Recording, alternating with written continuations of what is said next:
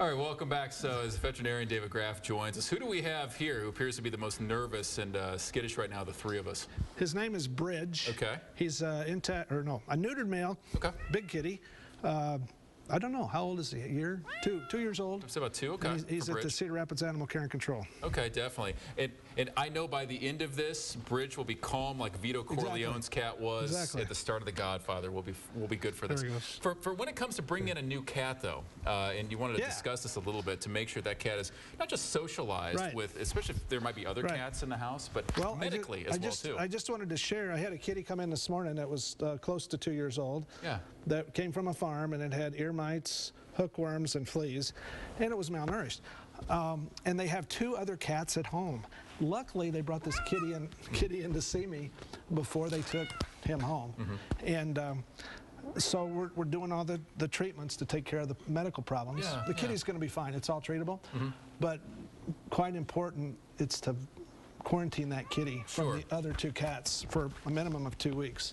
And you getting stabbed over here enough? You going to be okay on this? And this is always good. Yeah, I give up. Yeah. This is good for the new cat to have his own place for a couple weeks, in addition to preventing the spread of potentially contagious disease from the new cat to the existing because the cat has to get then assimilated with whatever the new environment is. I understand we also have a phone call as well too. So what's your question? Thanks for reaching out to us.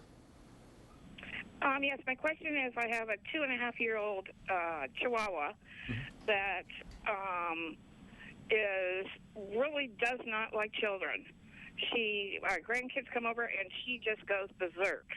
And there's no way for me to stop her from being so mean. Our other one is a little bit older, and she's fine with the kids, but not this one. Thank you for the call. Not sure if this is behavioral or medical, but do you have any recommendation on this? Well, probably a good dog trainer could probably help you with that dog.